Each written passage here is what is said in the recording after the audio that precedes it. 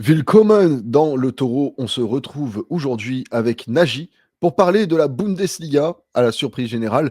Comment vas-tu, Nagy, déjà pour commencer? Bien, tranquille. On est là, on est prêt pour le sujet.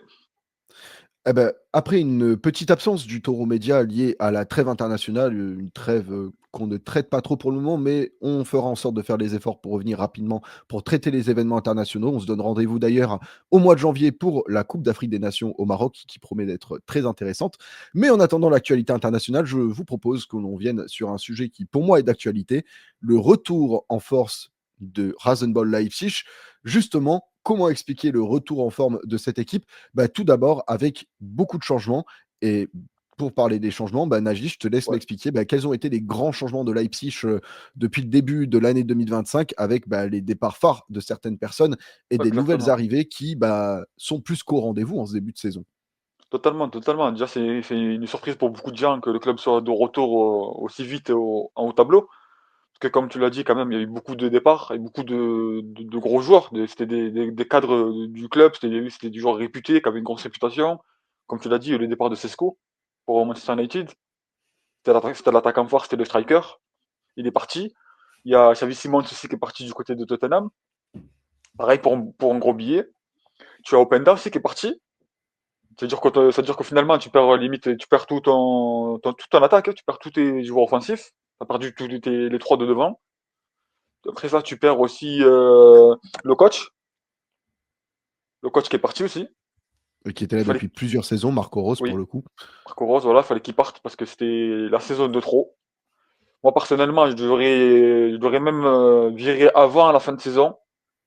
Mais bon, finalement, quand tu vois la suite et la saison que le club fait, c'est peut-être pas si mal d'avoir attendu. Mais j'aurais peut-être gratté, tu vois, en fait, moi, je l'aurais viré dans le sens où tu aurais pu gratter une place européenne. Tu as vu, tu aurais pu finir en Ligue Europa ou en Conference League. Tu termines à un point de la Ligue Europa, tu termines en différence de but, je crois, même de la Conference League. Je pense que c'est dommage, tu aurais pu mieux faire la saison dernière, tu aurais pu mieux gérer, je pense, le fiasco de la saison dernière, parce que finalement, c'est un fiasco, parce qu'un club comme Leipzig doit finir top 4 minimum chaque année en Bundesliga. On n'a pas d'Europa League ou de Conference League. Financièrement, c'est pas suffisant pour garder des joueurs que tu veux garder sur la longueur, parce que tu as vu, si tu veux être un gros club, il faut jouer la Ligue des Champions. Il n'y a aucun club qui Oui, signe dans mais finalement, le fait de ne pas avoir viré Marco Rose plus tôt, ça te permet l'arrivée de Werner comme coach de Oui, Leipzig, Ole Werner, avec exactement. un mercato qui finalement lui convient bien, avec les arrivées de Hassan ou Adriogo qui arriveront en hiver, mais qui rejoignent Oui, l'effectif assez récemment. Si je dis pas de bêtises, tu as aussi l'arrivée de Diomandé en attaque, l'arrivée exactement, oui. de Bakayoko qui était un temps sur les pistes du Paris Saint-Germain et de Luis Campos qui finalement rejoint le Exactement. Rasenball Leipzig. Donc finalement, Exactement. bah, tous ces changements, même si un peu tardifs, ont peut-être eu du bon quand tu vois le début de saison de Leipzig, qu'en penses-tu? Exactement, totalement. Après, ça, c'est le taf. Ça, c'est le taf. C'est le gros point fort de Leipzig par rapport à beaucoup de clubs de Bundesliga. C'est le fait d'avoir Red Bull. Avec Red Bull, t'as un soutien financier, t'as un soutien logistique. Tu vois, dire, t'es au top, en fait. Dire que t'as des bons recruteurs, t'as une bonne base de joueurs, de mecs capables d'aller chercher des bons joueurs. Comme t'as dit, partir chercher Diomandé en deuxième division en espagnol. Je crois qu'il vient de Mmh. Leganés. Je sais plus exactement le club. Je vais pas faire le grand connaisseur. Je connaissais pas qui signe à Leipzig, mais c'est une très très très bonne recrue. Il est exceptionnel. Je vais pas te mentir. Je vais pas te mentir, pas te dire de conneries. C'est le deuxième meilleur dribbleur en Europe derrière Yamal. Statistiquement, c'est prouvé avec des chiffres. C'est le deuxième meilleur dribbleur en termes de chiffres en Europe, Diomandé. En termes de dribble réussi ou de Un dribble, pourcentage de un roulement? dribble de tir dans les deux. Dans les deux. En termes il dribble beaucoup, il en réussit beaucoup. C'est ça le point fort, tu vois. T'as Noussa aussi, qui est dans la même tranche, pareil, il est dans les meilleurs dribbleurs, dans les meilleurs pourcentages de dribble. Mmh. T'as Et un collègue Bakayoko. norvégien qui permet d'apporter un peu de soutien à Haaland et Ødegaard et qui sort peut-être un peu moins seul en sélection norvégienne aussi. C'est vrai, exactement. T'as Harder aussi, que t'as oublié de dire. Harder, Oui, l'attaquant qui vient Sporting Lisbonne. du Sporting Lisbonne, exactement. Il était annoncé à Rennes de Remplaçant de base. Gyökeres, ouais. Ouais, Ouais, c'était le remplaçant de Gyökeres au Sporting, ouais. c'est ça, exactement. Mais il était annoncé à Rennes, il était annoncé ailleurs, et au final, Leipzig a réussi à le chipper. T'as Bakayoko aussi, que le club a réussi à recruter. Lui, c'est qui est étonnant, parce qu'à la base, tu sais que t'avais des clubs comme Monaco et Leverkusen qui jouaient la Champions League sur lui. Finalement, Leipzig a réussi à le recruter. Tu vois, comme je veux te dire, c'est le point fort de Red Bull, tu vois, c'est un capable d'aller chercher des joueurs. même sa Champions League, parce que tu arrives à leur promettre déjà des bons contrats, des gros salaires, des primes, et un bon projet, en fait. Parce que quand tu signes à Leipzig, tu as surtout aussi un bon projet, tu vois. Tu signes pas Leipzig pour faire un an ou deux et partir. Tu vas dire maintenant, Leipzig a cette ambition de garder les joueurs comme Sesko, comme Daniel Olmo ou Stolbodzai avant, tu vois. Garder les joueurs 3, 4 ans, 5 ans, ils partent, tu vois. Et ça serait bien de passer le cap et d'aller chercher être un gros club. Bah, après, en soi, justement, les joueurs que tu as cités, précédemment, je trouvais assez intéressant la liste, notamment les Szoboszlai, Dani Olmo, parce qu'en fait, finalement, tu cites que des joueurs qui, quand ils quittent Leipzig, rejoignent systématiquement un top club. Ah Szoboszlai oui, termine à Liverpool, Dani Olmo termine au Barça, exactement. Gvardiol rejoint Guardiola, Manchester Leimer, City, ouais, Leimer, ouais, la Konaté liste est rejoint longue. Liverpool, Laimer et Exactement. Upamecano vont au Bayern Munich. Donc, même Sabitzer d'ailleurs rejoint le Bayern Munich, même s'il est Exactement, en ouais, ouais, échec là-bas. exactement. En Donc, fait, le point fort, c'est ça, Nkunku c'est rejoint Chelsea, c'est exactement. Quand tu quittes Leipzig, tu quittes pas Leipzig pour aller dans un club du même standing, tu veux dire un Dortmund ou un club tremplin. Tu quittes c'est Leipzig ça. pour aller dans vraiment le top mondial. Et je pense que c'est peut-être ce genre d'argument qui te permet, d'avoir la part belle, sur des dossiers comme Bakayoko ou Hassan Totalement. Ouadraogo qui étaient, bah, en discussion avec le Bayern d'ailleurs et finalement, bah, rejoint Leipzig. Parce qu'à Leipzig, on peut, lui promettre le temps de jeu nécessaire pour qu'il explose, pour pouvoir rejoindre un club comme le Bayern, par la suite. Totalement, exactement. C'est le gros point fort de Leipzig, c'est qu'ils peuvent te promettre un temps de jeu directement, contrairement à d'autres clubs, des grands clubs comme le Bayern, par exemple. Bah, Et quand ce tu qui est vois le cas de Tom Bischoff, bon oui, joueur d'ailleurs de Hoffenheim qui signe au Bayern, bah, s'il avait signé à Leipzig, je pense qu'il serait titulaire, bah, indiscutable. j'allais le dire, j'allais parler de lui, j'allais dire, moi, bah, Tom Bischoff, un joueur que j'aime énormément. J'aurais préféré qu'il signe à Leipzig. Je pense qu'il aurait plus pété. Et il aurait gagné plus de temps de jeu, on parlerait beaucoup plus de lui. Il aurait pu partir au Bayern peut-être dans 2 ans, 3 ans et avoir la continuité de la carrière, en fait, tu vois, parce qu'il quitte Offenheim, il va au Bayern. Je pense qu'il y a une catégorie, tu vois, je pense qu'il y a une marche, en fait, entre Offenheim et le Bayern. Les Oui, je suis d'accord avec toi. Leverkusen, même Francfort, Leipzig, Dortmund. Mais en soi, tu vois, ce que j'en pense, c'est qu'aussi Bischoff se dit qu'en signant au Bayern, il apprend aux côtés d'un Joshua Kimmich qui a Ah beaucoup oui, à lui apprendre, à lui transmettre. Donc, c'est un peu du gagnant-gagnant. Mais Hassan, exactement. lui, en tout cas, bah, grâce à ses performances à Leipzig, si je ne dis pas de bêtises, a eu des Ouais, convocations avec l'équipe allemande récemment. Donc, exactement. peut-être une place à gagner pour la Coupe du Monde. Donc, en Ah, soi, totalement. quand tu es un jeune à fort potentiel, signer à Leipzig, finalement, c'est un peu la promesse de signer dans un top club par la suite et de rejoindre rapidement ta sélection nationale si tu es performant, en fait. Exactement. Il y a beaucoup d'internationaux à Leipzig, mais ben, il a repris Ridley Bakou. Ridley Bakou, le latéral droit de Leipzig, il joue avec la Mannschaft. Il y a David Rom aussi, c'est-à-dire que limite, à limite les latéraux de la Mannschaft à Leipzig. T'as Odraogo, 19 ans, qui pète tout, c'est limite la sensation de la Bundesliga qui a été pris par Nagelsmann. C'est un fait rare quand même d'avoir 19 ans, du jeu milieu de terrain en plus, au 8, et être pris dans une sélection, c'est rare quand tu regardes bien, tu vois. C'est pas comme si tu étais un joueur offensif, où c'est plus facile de le prendre parce qu'il marque des buts. Tu vois, quand tu es jeune comme ça, que tu as moins de 20 ans, qu'on te prend dans une sélection nationale aussi grosse, parce que forcément, tu vois, t'as du bagage technique, t'es un joueur complet. Et Et c'est ça surtout qui est qu'il y a de la intéressant. concurrence en Allemagne au poste de milieu. Tu as Kimmich, tu as Pavlovic, tu as Stiller aussi, qui Oui, est oui, très oui, voilà, intéressant. exactement. Il a pas pris Steeler pour prendre Odraogo. Ouais, donc je pense que ça en dit long, hein, sur, l'intégration, des jeunes joueurs, à Leipzig. Mais justement, bah, pour parler, de la saison de Leipzig, on peut revenir sur le fait que, bah, ils ont commencé par une grande claque reçue, par Oui, le Bayern ouais, et étonnamment, contrairement à ce qu'on aurait pu penser avec une saison qui aurait pu, beaucoup. bah, très, très mal démarrer, bah, finalement, à la surprise générale, Leipzig, fait plutôt un très bon début de saison, Bundesliga. Exactement. Je vais revenir sur la saison. Tu commences par le Bayern. Tu prends 6-0 d'entrée de jeu au Bayern.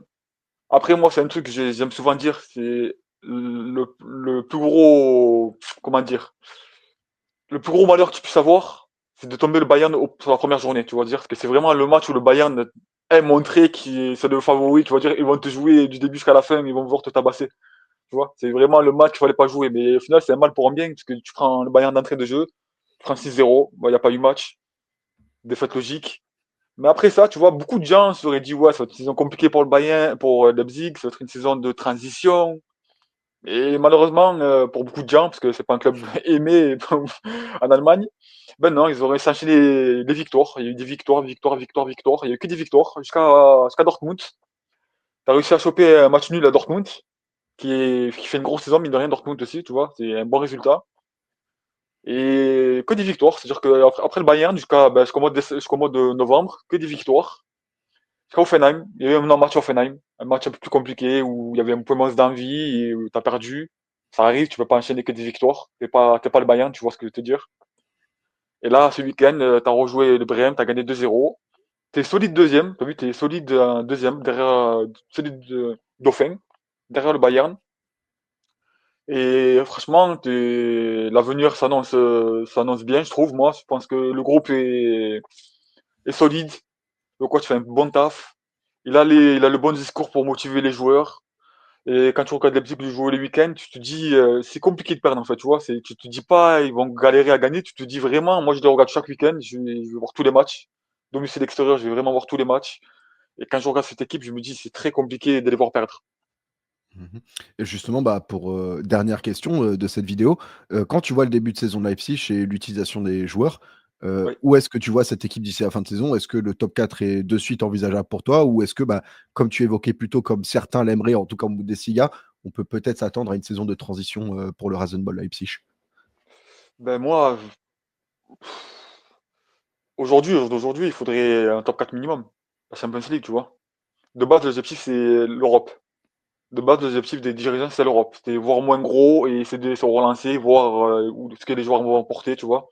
Parce qu'au final, tu n'avais pas forcément d'assurance sur les recrues, sur le recrutement, en fait, tu vois. Tu peux pas te dire que ces joueurs-là, t'allais péter à ce point-là, que t'allais être deuxième au bout de 2 mois de compétition, devant des Dortmund, devant des équipes qui ont plus de, comment dire, de bagages, de certitude, tu vois.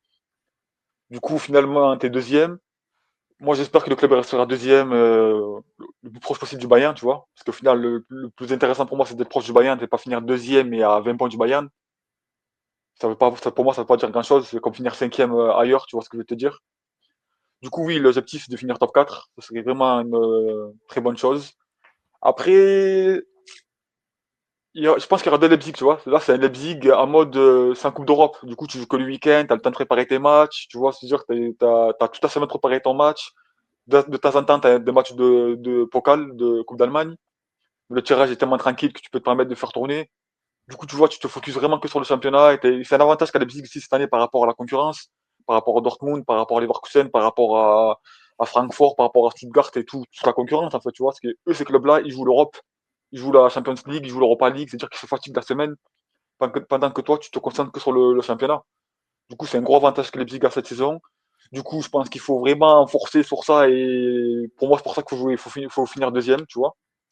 L'année prochaine, tu recrutes, tu consolides ton effectif pour aller jouer tous les 3 jours et la Champions League, j'espère, pour le club.